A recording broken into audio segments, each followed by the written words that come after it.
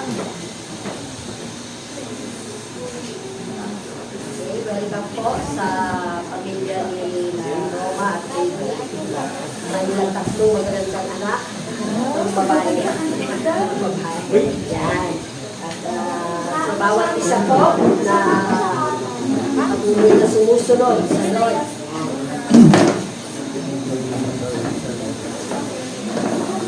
Okay? So, last week po sa atin pong papatuloy ng Open Heaven for Legacy Transfer ay tinalakay po natin yung number 6 na how do we position the next generation for succession or yung pong process. At nakita po natin, yung pong tumugtog kanina, 1980s, tama po ba? 80s. Yan. Pero salamat po kay Cloud na nakuha din yung tipa. Yan. At yung meron hindi ba init dito? Kahit ko makinainitan kayo dyan. Yan. Bala po. Pero makita po natin na talagang pagka yung mga lumang kanta. Yan. Yung hindi lumang kanta ng katotohanan na kasi yung ngayon po, pagdating sa musika ay medyo may nako-compromise na rin po. Kaya kailangan maging maingat din po tayo sa mga kinakanta rin natin. Mapa-secular yan o yung maging sa mga Christian songs daw. Dahil meron po naka-compromise. So last week po ay sabi nga yung somebody must open the scripture for them. Then, pangalawa, somebody must open their eyes. Pangatlo, somebody must open their heart. Pang-apat, somebody must open their minds. At panglima, somebody must open a ministry for them. Kasi meron pong mga iba na sabi nga, imbitahin mo ako. O pwede ba ako? Nang hindi naman nag-undergo ng training. Yan, hindi nagpapa-undergo ng discipleship. Gusto agad ministry. Pero hindi po ganun yung pagkuha ng, sabi nga po si Jesus may 12 disipulo. At dito po sabi nga somebody must open a people group for them to minister to. Kaya palagi po nyo pong naririnig sa akin, pag-pray nyo yung marketplace, saan kayo gagamitin ng Panginoon? Hindi po sa church lang. Kasi nga, lagi kayo nasa, ang paningin po dati, laging sa loob lang ng church yung ministry. Saan pa kayo nag-spend ng 8 oras o higit pa sa inyong panahon? Doon po kayo gagamitin ng Panginoon. Kaya doon yung hanapin yung mga taong ipinaaabot sa inyo ng Panginoon at doon kayo mag-minister. Hindi mo napakahabang oras. Kahit 30 minutos na kayo, pero pinapaunawa niyo po yung katotohanan sa salita ng Diyos. Then, pang-pito, somebody must open a city for them to minister to. Ako po ay hindi naman kasama ng Ipugao. Ito po, darating na Miyerkules. Nayaya lang ho ako dahil nagkulang ng isa. Dahil yung po, biyanan ni Pastor Louie namatay, dapat siya po yung kasama. So natawagan ho ako at kakausap ko lang po kay Pastor Joe. Pero nakita ko na doon sa kalendaryo ko, Ipugao. Dahil yun po, sinasama namin sa panalangin ni Dorothy during the family altar namin. Kaya nung sinabi niya, kasi kailangan na ninang ng isa pa eh. Ano ba, sige, sama mo ako. Ilang araw ba doon? Malaman ko. Sabi, April 7, doon ka na sa Goshen, pagdating ng 8 hanggang 14 na balik natin. Ha? Ganun ka. Ganun nagulat-gulat. Ganun ka. Ayun, so, at sabi ko nga, Lord, all things work together for good naman sa lahat ng mga nagmamahal sa iyo. At nung pong Sabado, ako'y nakapanood ng Discover Kids. At naandun po sila sa, ito ko sa Rangali yun, yung mga Ipugao. Yung mga sabi ko, sige, sama mo ko dyan. So, yun yung mga ganong klase. Hindi ko pinlano, pero yung pong gabay ng Panginoon, sabi ko nga, naalala ko nung time na, nung panahon ni Pastor Wilbert, si Pastor Andy yung laging kasakasamang magano. Pero ngayon po, marami na kami. At ako'y nahugod lang. So, hindi ko alam kung ano ipapakita sa akin doon ng Panginoon, pero isang biyaya po ng Diyos. At nakaayos na rin po yung mga mag-preach ng online at saka yung on-site. So, sabi ko nga, Lord, kalooban mo to. At sabi nga po dito, sa securing open heaven, ay tignan naman po natin yung grace. Acts 20:24.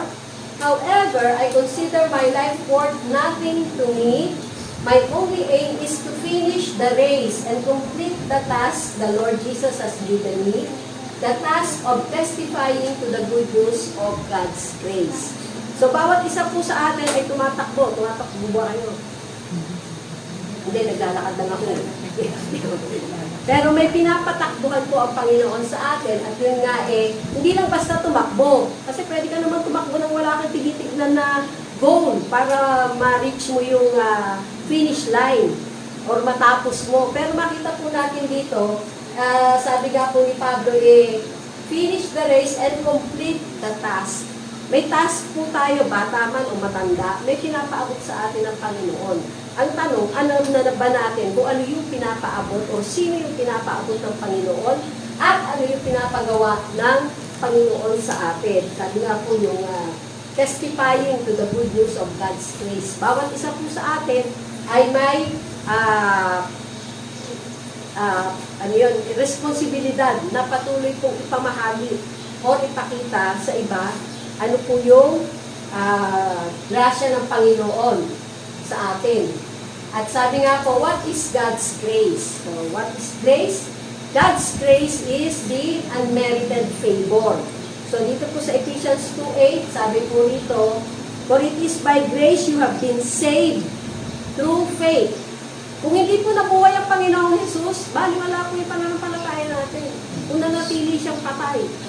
Kaya lang po, sabi nga, minsan lang siya namatay, hindi na mauulit. Kasama na po siyang nakaupo sa trono, trono ng Ama sa langit, at nananatili siyang buhay.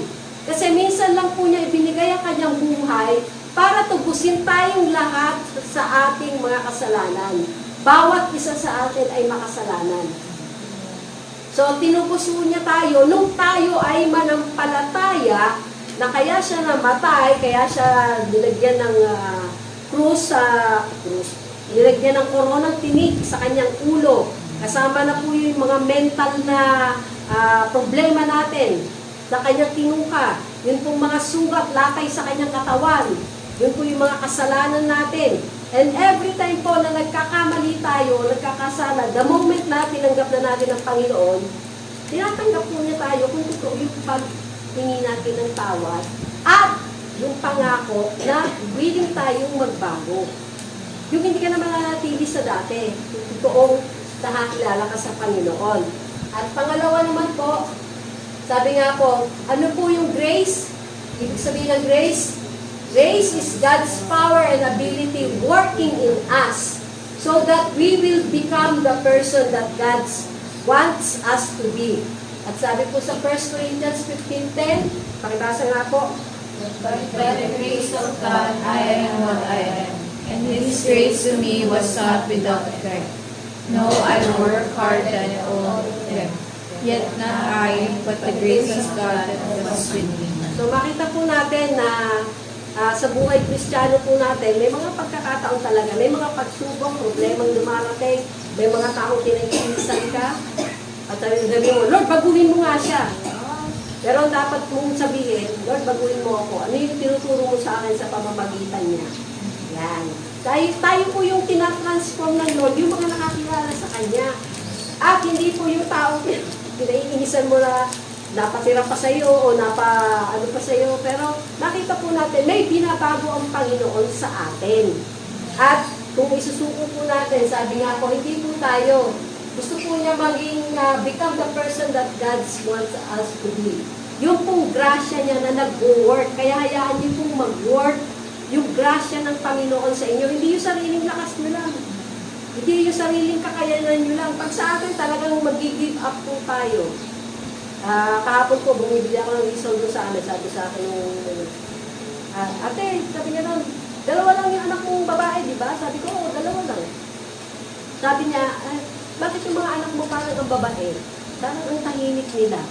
Hindi sila yung, hindi sila mausap. Ay, hindi talaga mausap yung mga yun.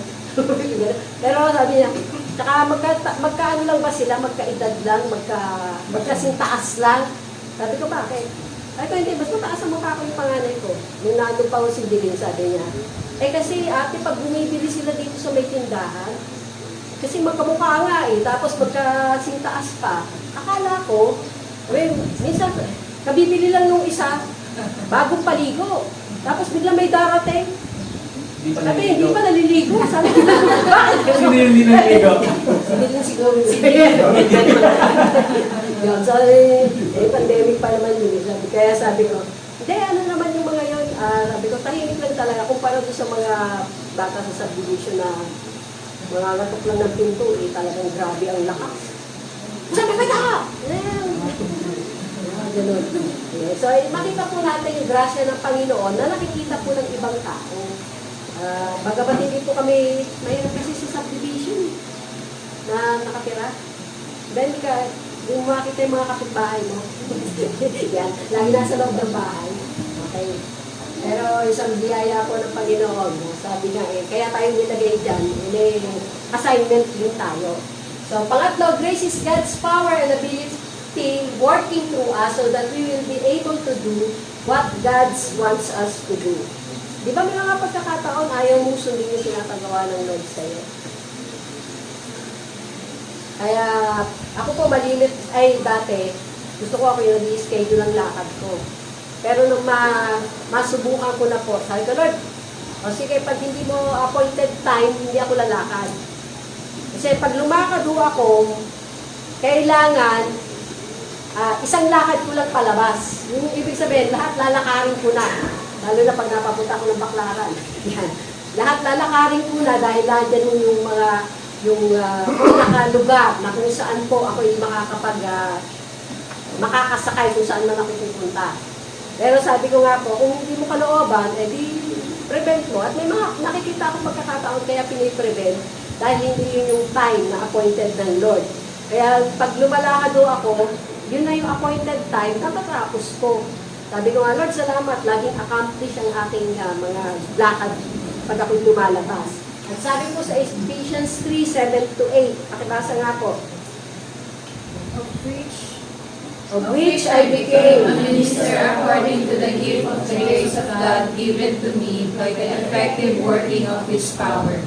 To me, who am less than the least of all the saints, this grace was given, that I should reach among the Gentiles the unsearchable riches of Christ. Okay, so makita po natin, sabi nga po kung magiging ano ka man, kung ikaw man ay may ginagawa sa loob o labas ng church, dahil lang po yun sa binigay na biyaya ng Panginoon na hinayaan mo yung effective working of His power.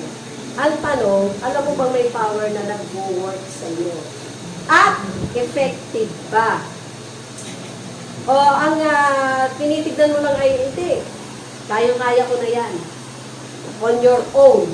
Sabi nga ni Pablo to me who am less than the least of all the saints. Yun pong pag-preach sa mga hentil. Lagi ko sinasabi yung kakilala nyo, hindi ko kakilala. At yung kakilala ko, hindi nyo ikakilala. So, hindi kayo tatawagin ng Panginoon dun sa kakilala ko para kayo mag-preach. Sa kapitbahay ko, para kayo mag-share. Ang tanong, ginagawa niyo bang effective yung power ng Lord at nag-work pa sa inyo? Yan, baka medyo hindi nag-work. Baka hindi niyo pa hinahayaan na mag-work. Sabi ko nga po, kada pupunta ako dito, pag nakikita ko kanina, yung mula dun sa church, Catholic Church, dun sa lugar namin, hanggang dun na po sa hub, yung pila ng mga nakapark na sasakyan. Kabilaan yun. At pagdaan ko naman dyan sa may sabungan, sarado pa, nakatayo na yung mga, sa sabungan. At ganun din po, sa kabilang side, talaga yung mga sasakyan. O doon po sa amin, kabilaan din yung part ng mga sasakyan at nagreklamo na yung mga ibang may sasakyan. Pero sabi ko nga, Lord, Hindi ho ako naiingit sa kanila. Kasi sabi nga, sa mundo sila eh. Kaya lang, sabi ko nga, Lord, yung mga anak mo, hindi naman mananatili kung ano yung kalagayan nila ngayon. Kundi patuloy na iaangat mo sa pagsunod sa iyo at makikita nila, magmamanifest po yung biyaya ng Panginoon na ipinagkaloob po sa atin. At sabi nga po sa ano yung magawa natin kung anong gusto ng Lord na gawin natin. Ang tanong, tinatanong niyo ba? Lord, ano pang gusto na gawin ko? O ang ginagawa ko ba yung gusto ko lang na gawin ko? Diba? Mostly sa atin, diba? Hindi mostly. Gusto mo lang kung ano yung ginagawa mo. Pero hindi mo natanungan Lord, Lord, ano pang gusto mong gawin ko? Kasi minsan, kung yung gusto ng magulang mo, hindi mo pa masunod, paano mo masusunod na yun? Sabihin mo sa magulang mo, Lord lang nga susundin ko. Kasama ko sa iniutos ko, sundin mo magulang mo eh. Unless na mali na or higit pa yung baga hindi na ayon sa salita ng Diyos yung pinapagawa sa iyo.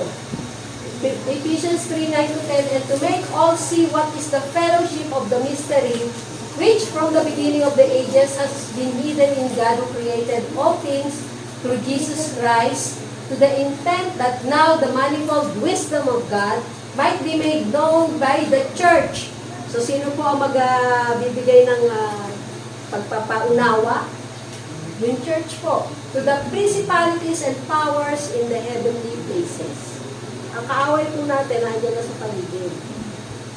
At minsan, ginagamit lang po yung mga kasambahay, kapasama nyo sa bahay, o yung kapamilya nyo, o yung ka-church nyo. Pero sabi nga po, every time na may mga pagkakamali or mga issue na gano'n, tayo po yung binabago ng Lord. May gustong ma-accomplish ang Lord sa buhay natin. Ang tanong, hinahayaan po ba natin? Diba? Kaya pag may mga pagkakataon po kahit sa akin, kahit dalawa na lang kami ni Dorothy sa bahay, sinabi ko na ako sa kanya, anak, pag ako ay hindi na kumibo, diba, meron akong hindi nagustuhan sa ginawa niya o sinagot niya sa akin, hindi na ako kikitibo. Sabi ko, kasi ayoko magkasala, baka may masabi pa akong makakasama sa iyo. Mga magulang, yung bibig natin, wag po tayong baka nagbibitaw tayo ng salita sa ating mga anak na nagiging curse. Bawiin niyo po. Tamad-tamad mo! Hindi sa tamad na nga, hindi sabihin mo, ang sipag-sipag mo, pakigawa nga ito. Hindi po, reverse psychology yun. Death and life are in the power of the tongue. Kung aga-aga mong magising, ang sipag-sipag mo. Diba? Ganon. Hindi po yung mga negatibong yes, nakikita natin. Tayo yung nagde-develop sa ating mga anak. Tayo yung model nila. Para makikita ng anak mo, maghapon kang lang sa cellphone, naglalaro, manonood ng Netflix, kung ano mang ginagawa mo. Yan, yung mga ganong klase po. Sabi nga po sabi to the intent that know the manifold wisdom of God. Manifold wisdom. Marami pong wisdom. Iba-ibang area ng wisdom na ibinibigay ng Panginoon sa atin. At sabi po dito sa Acts 20:32, now I commit you to God and to the word of His grace, which can build you up and give you an inheritance among all those who are sanctified. Sino po yung binibigyan ng inheritance? Yung pong mga pinapaging banal at nagpapatuloy sa pagiging banal. Hindi po porket lagi kayong ma-attend ng church o nakikinig online, pero walang nababago sa buhay nyo. Hindi po magmamanifest yung manifold grace o yung pong word of His grace na magbibuild sa inyo. Kailangan po talaga, hangarin nyo na talagang kayo po ay patuloy na baguhin ng Panginoon. At yung pong pangwalo, sabi nga somebody must open the heaven for them. Sino po ba yung mag-o-open ng heaven sa inyo? Bukas na po ba ang kalangitan sa inyo o sarado pa? So, for legacy transfer po yan makita po natin, who is the man appointed by God over you to open all this dimension? So, yung pong person. At sabi nga po, every pastor receives this mandate from God to open all this dimension in the lives of their people. Kaya nga po kailangan tukuyin nyo kung kanino kayo belong. Hindi po yung lipat-lipat. Kaya nga po, binibigyan ko kayo noon ng pagkakataon. Kung wala sa akin yung grace na hinahanap nyo, hanapin nyo kasi mas gusto kong mabuild kayo in your spirit. Kung wala dito yung hinahanap nyo, hanapin nyo. Kung ngayon, kung nandito naman, manatili kayo. At patuloy na magpagamit sa Panginoon. For the pastor to fulfill this mandate, he also needs to pursue, correct, and submit to their spiritual mentor or father to receive this grace on a consistent basis. Hindi po yung magustuhan lang. Kasi meron po din sa tribo ng School of Church Builder na pag nakatikim at na-offend, hahanap na ng iba. So, kasama po yun na para ma-train ay patuloy din pong willing kang maging alam mo, i-handle ng maayos yung offense. So, ito po yung kailangan nating i-watch out for these relationship killers. Unang-una, yung offense. Pakibasa po, Psalms 119, 165. Great peace have those who love your law, and nothing causes them to stumble. Okay, so yung pong mga offense, dapat sasabihin nyo rin, sa mga mag-asawa, nasasabi nyo po ba sa inyong partner kung kayo po ay na-offend sa kanyang ginawa o sa kanyang hindi ginawa? Tapat kayo, ha?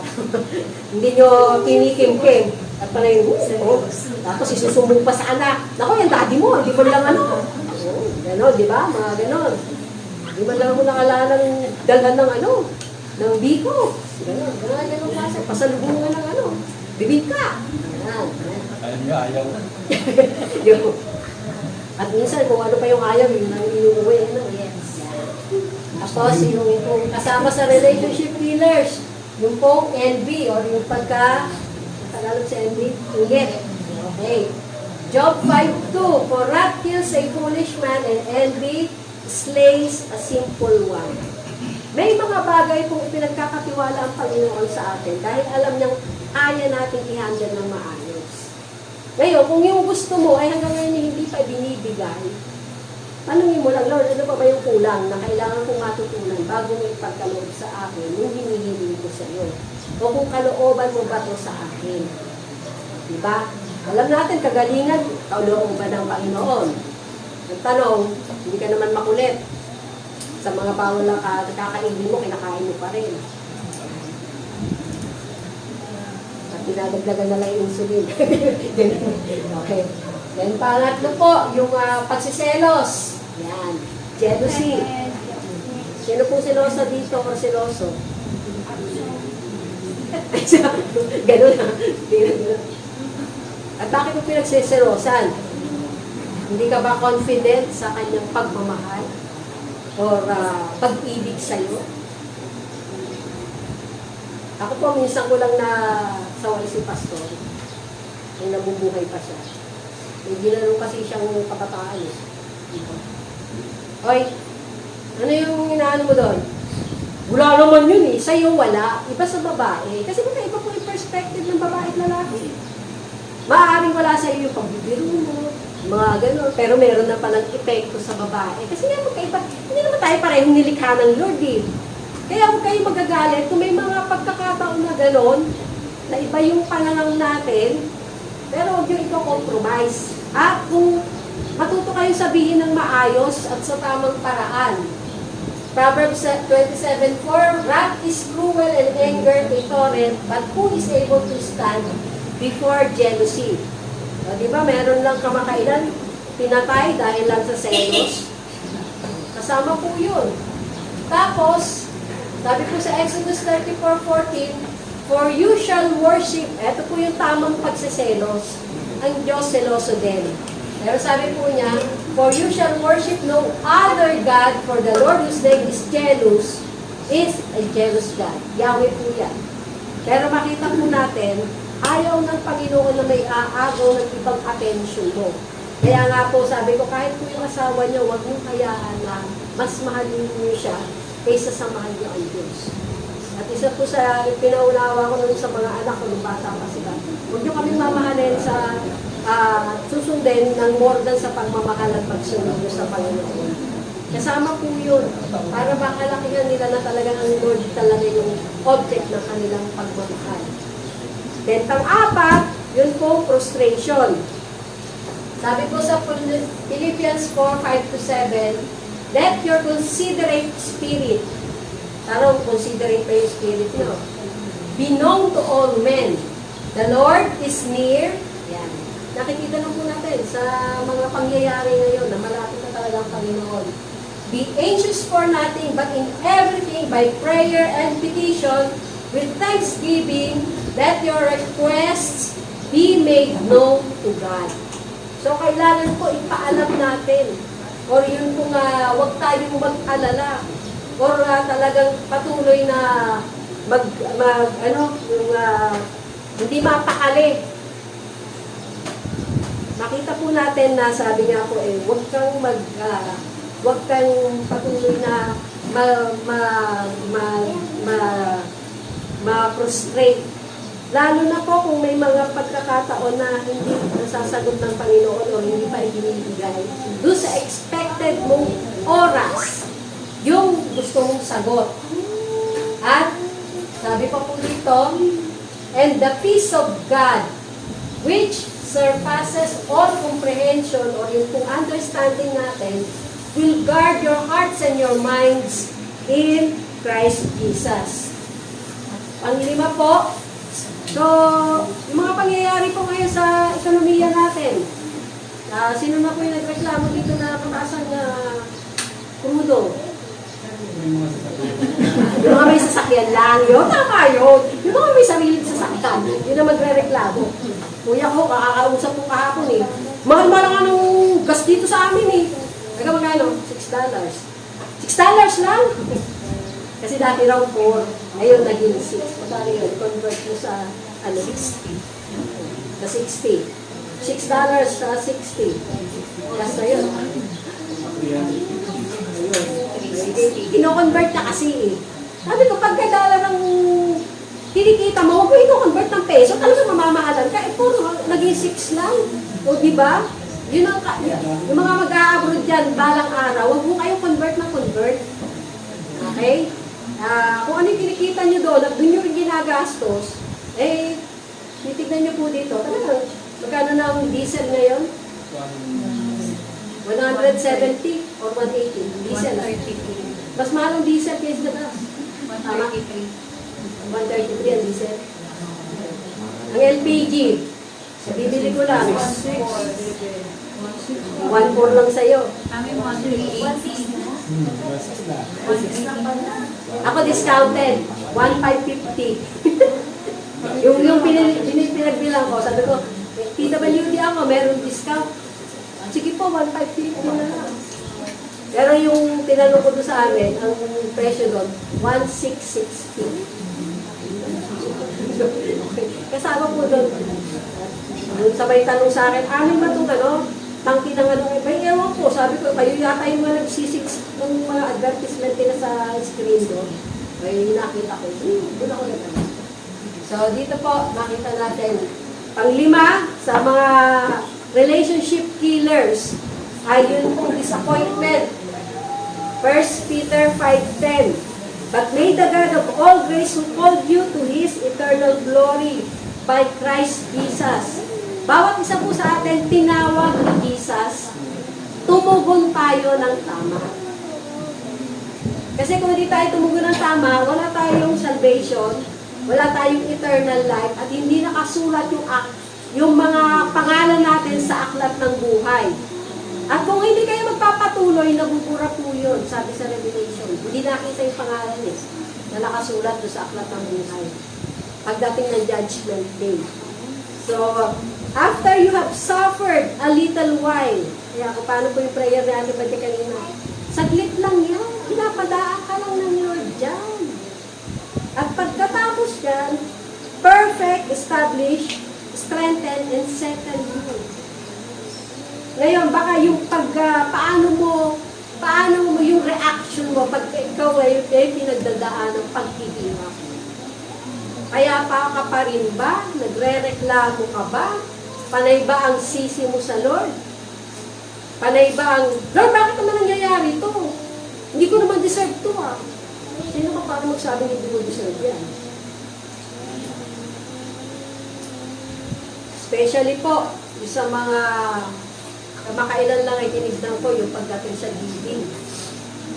At nakita ko, Lord, yun pong salita mo na salamat sa mga tumanggap ng salita mo patungkol sa provision mo at supply mo na nagpapatuloy kahit sa kabila ng mga kahirapan. Dahil alam ko na hindi rin magtatapos yung iyong pagsusupply sa kanilang mga pangangailangan. Kasi pare kung yung prinsipyo natin, ayon na lang sa pagkaunawa natin. Pero hindi po nagbabago ang salita ng Diyos. Kung ano po yung values and principles na ipinagkaloob niya, yun pa rin po yun. Ano man ang lagay ng panahon natin o ang lagay ng mundo natin ngayon. Sabi mo nga po dito, when waiting feels like working, nothing is happening, remember that God is at work. Maaaring naghihintay ka ng sagot. Maaaring meron kang inaantay na mabago, pero wala pang nangyayari. Maaaring ikaw ang kinakausap ng Lord. Ano muna, develop mo muna yung patience sa buhay mo. Develop mo muna yung trust mo sa akin na ako ang may alam sa lahat ng bagay at alam ko yung timing kung kailan tutugunin at ibibigay yan. Pang-anim po sa mga kailangan nating i-watch out ng mga relationship killers.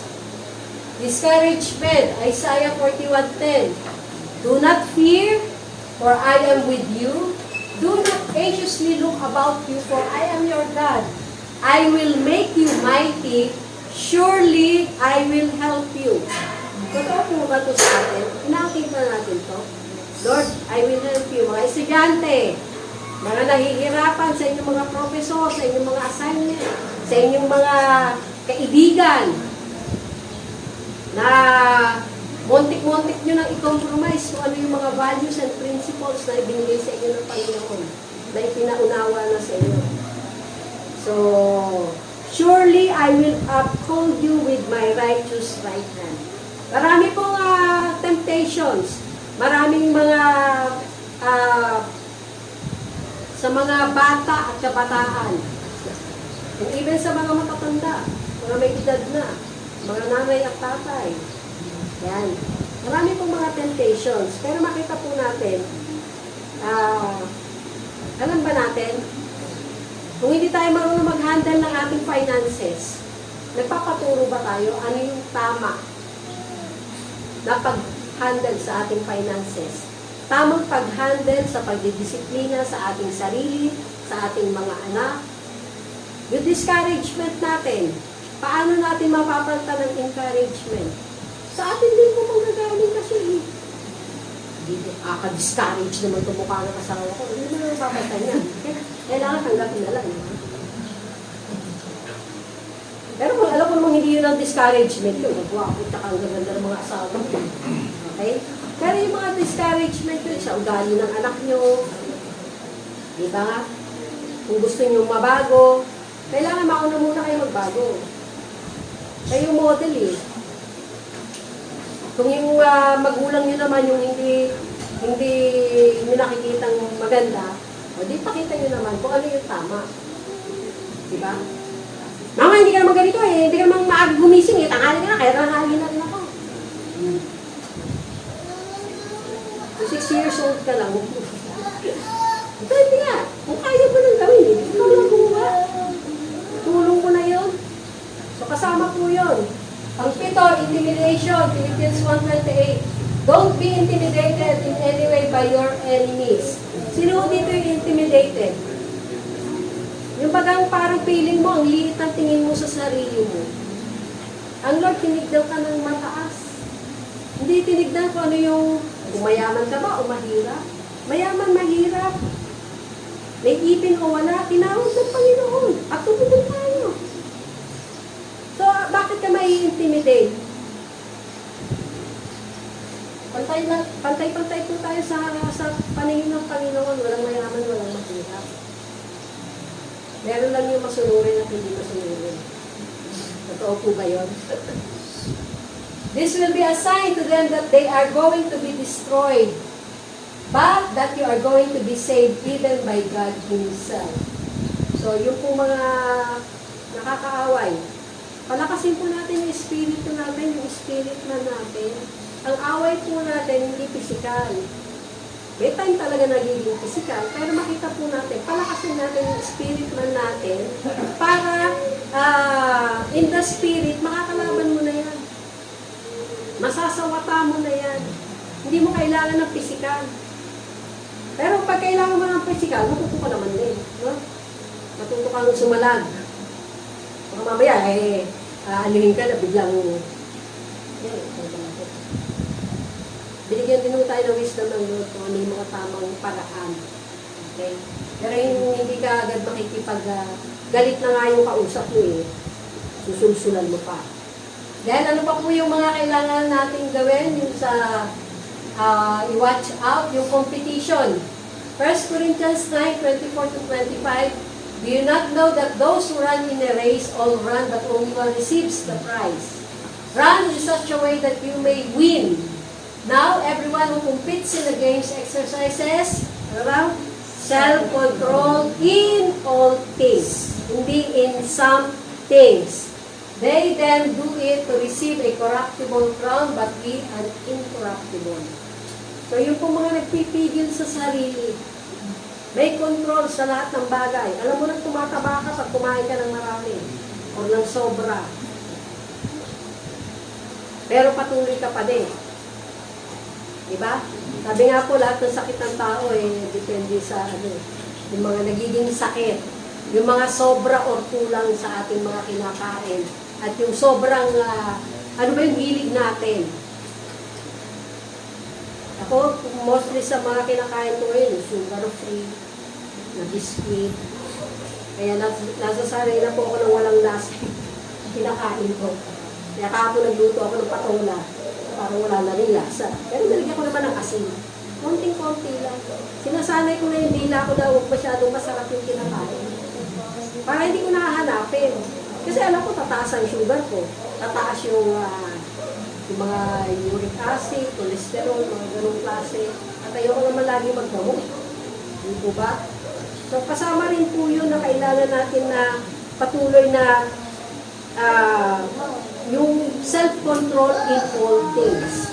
Sobrang panonood, sobrang paglalaro,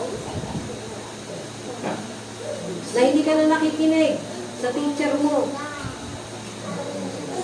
Sobrang kain ng chichirya. Lalo na paggabi. Kasi nakikita ko yung lagayan ko ng chichirya. May nakikita ko na lang sa mesa namin balat, hindi pa nakitapon talaga eh. Si Dorothy, kakain na rin lang, hindi pa nakitapon. Gabi. Ang inaano ko, huwag mo kakainin na chichirya sa gabi. Kasi nag-aano na sa katawan mo yun. Kainin mo habang ikaw may ginagawa sa araw. Okay? Pang-siyam, yung itong greed, o yung pagiging sakim. Hindi po yung madamot eh. Yung pagiging sakim. 1 Timothy 6:10, for the love of money is a root of all kinds of evils. It is through this craving that some have wandered away from the faith and pierced themselves with many pangs. Okay? So, yun pong pagiging sakim na ako po may mga kilalang Kristiyano, naririnig ko lang sa kwento ng ibang pastor, na nung maka-receive, lalo na yung mga retirement fund, yung mga pamana, mga dating tapat sa pagtatayos sa Panginoon. Nung makatanggap, nag-alangan na, nagtanong, Pastor, baka pwede pong, ganito, ano ba sinasabi sa iyo ng Lord? Kasi nung medyo maliit pa, okay pa sa kanya yung patakaran na yun. Pero nung lumaki na, Nag-alangan na. Hindi yung nagbabago yung pangako ng Panginoon pagka sa maliit o malaking bagay na tinatanggap natin. Gusto mo lang niya, maging matapat tayo. Kung maliit pa lang, maging matapat ka na yan. Hanggang paglaki niya, maging matapat ka kung hindi ka magbabago. At panghahawakan mo yung pangako ng Panginoon. Pang-10, yung pong comparison, o relationship killers. Huwag mo ikukumpara ang anak mo sa anak ng iba. Ikaw ang nagpalaki niyan. Okay? Buti pa si bait-bait, ang sipag-sipag, nagbibigay sa magulang. Okay? So, sabi ko nga po, yung kurso ng dalawang anak ko, hindi kami mag-asawa, nag-kita. Ikaw, anong sinasabi ng Lord sa iyo na kunin yung kurso? Yun ang sundin nyo. Kaysa sa sundin nyo yung gusto namin. Kasi alam namin, hindi susupply ng Lord yung pangangailangan para sa pag-aaral nyo. So, simple as that. Ganun lang yun. Okay?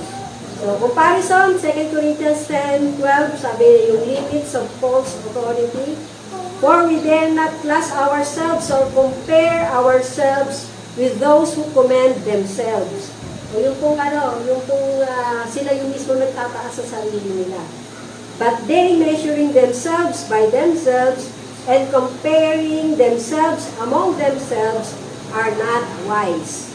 So, kung yung kung ikukumpara yung, kahit sa inyong mga magkakapatid, huwag kayong magkumpara. Unique kayong nilikha ng Lord. May sarili-sarili kayong kakayanan, may sarili-sarili kayong katalinuhan, at meron din kayo sarili-sariling kakulangan. Kaya yung kulang sa inyo, kung nasa kapatid nyo naman, o sa anak nyo naman, o sa magulang nyo naman, doon kayo magpatulong para madagdagan. Okay? At yung pong pang-11, distrust. Pakibasa po, Psalms 118:8. It is better to trust in the Lord than to put confidence in man. At Jeremiah 17, verse 5. Thus says the Lord, cursed is the man who trusts in man, and makes flesh his strength, whose heart departs from the Lord. Okay. So, sabi nga po, yung pagtitiwala natin sa Panginoon, sa range na 1 to 10, nasa ng range ng inyong trust sa Lord, lalo na sa mga pangyayari sa mundo ngayon. Gaano na kayo ka-confident? Kahit ako nagulat nung sabihin sa akin yung presyo ng LPG. Kasi yung huling bili namin, 800 lang. Ilang buwan na yun. Last year pa po yun. Biglang taas kayo. Okay? So, tapos nga po sabi dito, sumpain ng tao na nagtitiwala sa tao.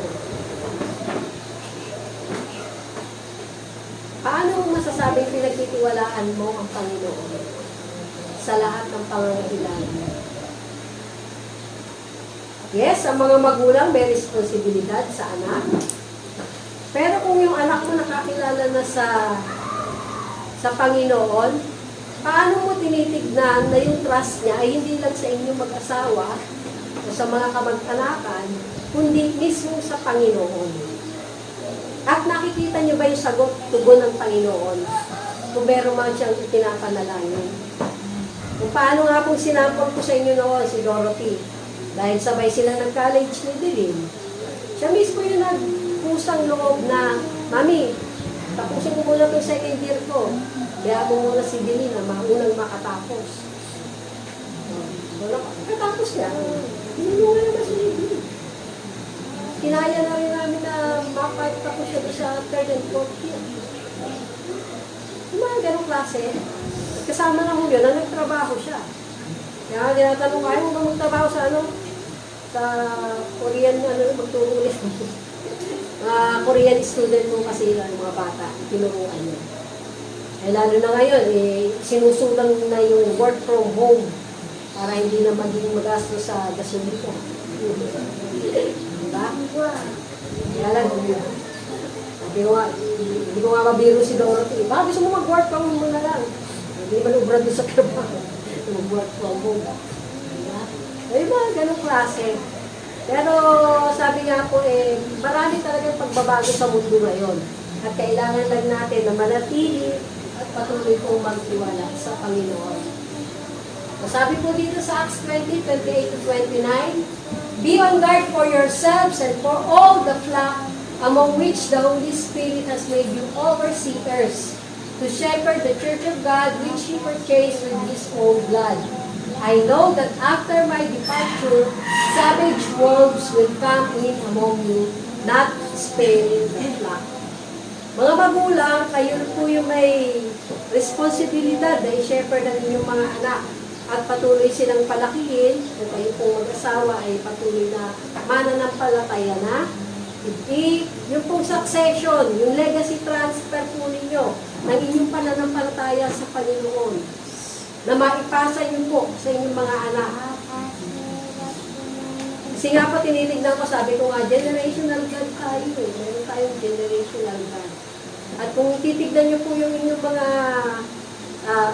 pinanggalingan, makikita niyo mayroong mga Kristiyano doon sa mga yung mga namatay niyo ng mga kamag-anak.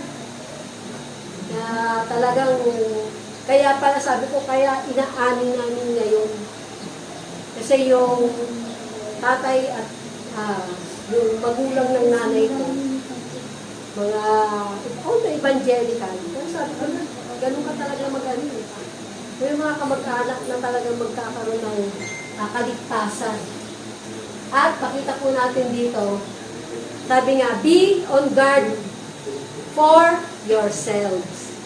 So, bagamat ay mag-shepherd sa inyo, pero kayo mismo may responsibilidad na alagaan ang inyong sarili. Maging matatag kayo. Ang tanong, kung may pinagdaraanan ba kayo, may pinagsasabihan ba kayo? May hinihiling ba kayo ng panalangin? Na ipanalangin kayo? Na ipo-pour out niyo ba? Meron ba kayong hinihingan ng advice? Godly advice or yung pong practical na advice? Meron ba kayong pinagsasabihan?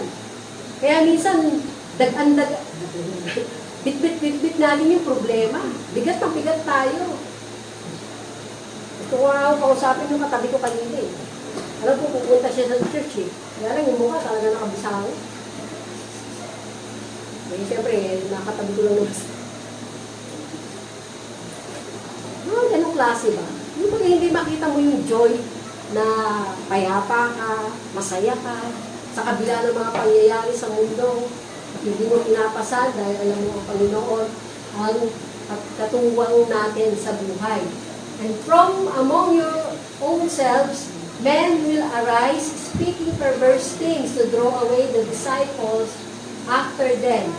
Therefore, be watchful, remembering that night and day for a period of 3 years, I did not cease to admonish each one with tears.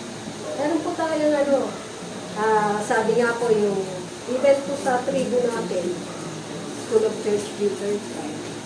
Meron po sa loob na nagsimula, inagaw at lumabas. Kaya nga po nung nagkakwentuhan kami nila Pastor Lito.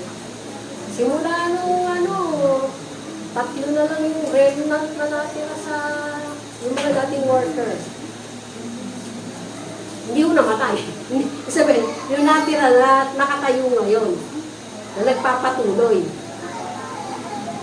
At pagka titignan po natin, sino po ba? May mga umalis na, may mga namatay na, may mga lumipat na.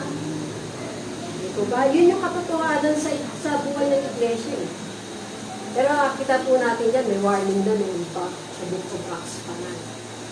Kasama po yun. At sabi nga po ano po ba yung open heaven generation? Demonstrate a life of commitment. So, unang-una po, committed to grow in wisdom, Proverbs 1 verse 7. The fear of the Lord is the beginning of knowledge or wisdom, po sa ibang verse. But fools despise wisdom and instruction. Then, kasama po doon sa open heaven generation, committed to live under the covering of their grace carrier. Kaya po may mga naka-assign, women, men, youth, at may responsibilidad po na kayo yung patuloy na maging covering sa bawat isa at ganun din po na meron kayong accountability. Kasi minsan yun, kaya ko naman eh. Yun po yung mahirap pag sinabi mo, kaya ko. Ephesians 3:2, surely you have heard about the administration of God's grace that was given to me for you. Pangatlo, committed to live a self-restrained life, Proverbs 25:28. Whoever has no rule over his own spirit is like a city broken down without walls. Ang tanong, kayo po ba ay narurule nyo yung sarili ng spirit man?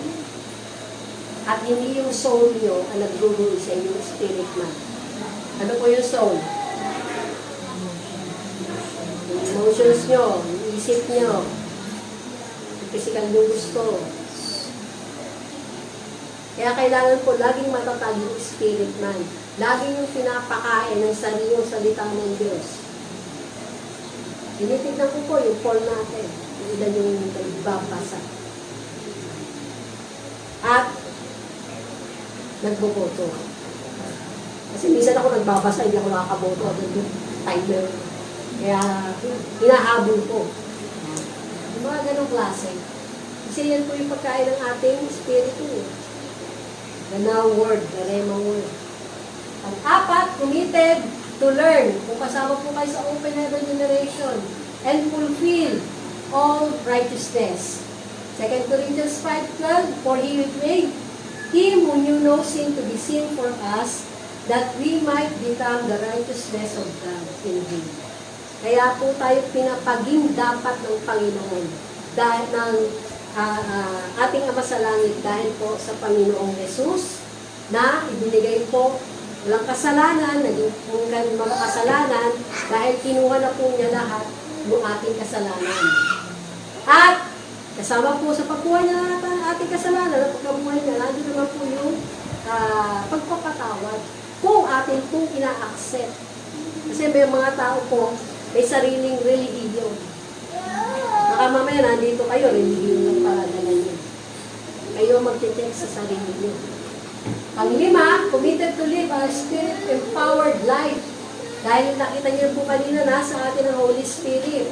Galatians 5:16, I say then, walk in the Spirit, and you shall not fulfill the lust of the flesh. Okay? Ilan po yung katakawan. Kahiligan sa mga bagay na nakakasama naman sa inyong kalusugan.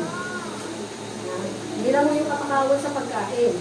Ano ba yung nakikita yung katakawan nyo? Katakawan sa panonood ng Netflix, YouTube, pagbabasa ng napakakapal na mga matanong ko si Dorothy eh. Ano, natapos ko na yung binabasa mo. Kung ako makawan ko.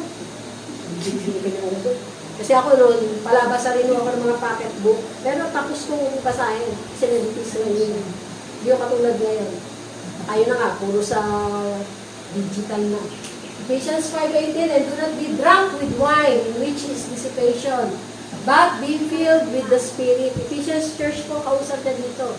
So may mga manginginom din. Manginginom. Pero wine, hindi yung alcoholic drink. Wine po naman mayroong magandang epekto, basta wag lang susobra.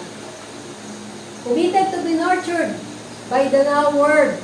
So makita po natin dito kay Luke, nung kinausap po sila ng Jesus, they asked each other, were not our hearts burning within us while he talked with us on the road and opened the scriptures to us. At Luke 24:45, then he opened their minds so they could understand the scriptures. Pwedeng nagbabasa tayo ng Bible pero hindi natin naiintindihan. Pero the moment na pinag-pray niyo po ito, Lord, tulungan mo akong maunawaan. So, ano yung sinasabi ko dito?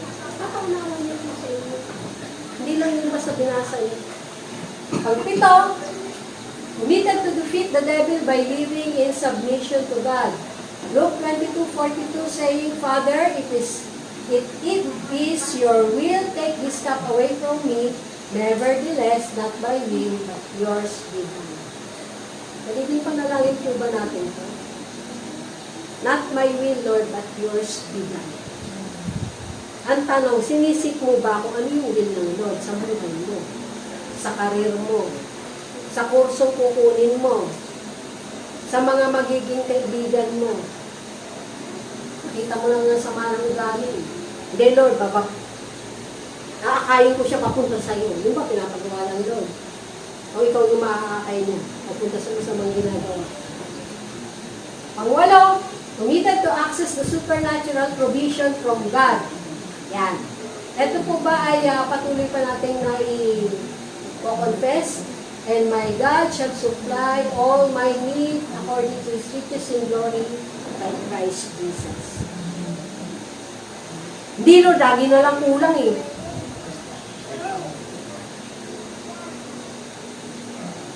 Kahit kulang, kung ito yung kino-confess mo, ay pangyayari. Kasi yung power nando sa word na kino-confess mo at pinaniniwalaan mo. Pang-siyam, committed to become unstoppable in doing God's work until it is finished. Hindi po simula lang. Philippians 4:12-13, I know how to get along and live humbly in difficult times, and I also know how to enjoy abundance and live in prosperity. In any and every circumstance I have learned the secret of facing life, whether well-fed or going hungry, whether having an abundance or being in need. I can do all things which He has called me to do through Him who strengthens and empowers me to fulfill His purpose. I am self-sufficient in Christ's sufficiency. I am ready for anything and equal to anything through Him who infuses me with inner strength and confident peace. So, makita po natin, kaya lang po natin gawin, ano yung pinagagawa sa atin ng Panginoon, dahil siya rin po yung magsusupply ng kakayanan sa atin para magawa niya. Ang 10, committed to stay focused amidst turbulent times. Ayan. 2 Timothy 1:12, pakibasa po. Which is why I suffer as I do. But I am not ashamed, for I know who I have believed, and I am convinced that He is able to guard until that day what has justice waiting. Ano, alam niyo ba ano yung in-entrust sa inyo ng Panginoon? At kaya ba niyang i-guard? Ano yung in-entrust niya sa inyo? Kung alam niyo. Kilala niyo ba kung sino yung Diyos sa pinanampalatayaan niyo? Wala pong problema kung kinikilala niyo pa hanggang ngayon. Lagi magpapakilala ang Lord sa iba-ibang kaparaanan, sa iba-ibang level na kaya nating tanggapin paano siya magpakilala.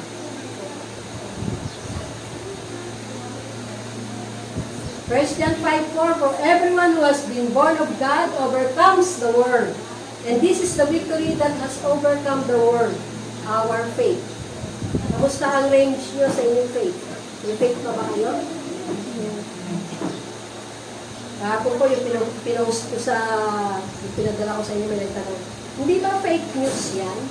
Kasi maraming ganun eh. Ano ba, hindi po, katuparan lang po yan ng prophecy. Kasi malapit nang dumating si Jesus. Malapit na ulit dumating. Kasi punas lang. Mga unbeliever yung kapag-anak ko na nagtanong. Ganun lang. Kasi dami-dami lang lumalabas ngayon eh. Pero yung totoo po, doktor, hindi ako ang pero hindi naman eh, AAD. Yung Dr. Anthony Ang. Lalo po yun. Ang. Hindi po kayo ano. So, ito po yung Open Heaven Generation, committed to grow in wisdom, committed to live under the covering of their grace carrier, committed to live a self-restrained life. So, kasama po ito, makikita natin, kayo mismo yung magdidisiplina sa inyong sarili. Committed to learn and fulfill all righteousness. Committed to live a spirit-empowered life. Committed to be nurtured by the now word. Committed to defeat the devil by living in submission to God. Committed to access the supernatural provision from God. Committed to become unstoppable in doing God's work until it is finished. Committed to stay focused amidst turbulent times. At makita po natin na sa pagsisecure po ng open heaven, yan po yung kasama sa para ma-secure natin from 1 to 8. 1 to 8. Yan po yung part 1 lang sa pag-open heaven for legacy transfer. Yan po nagtatapos.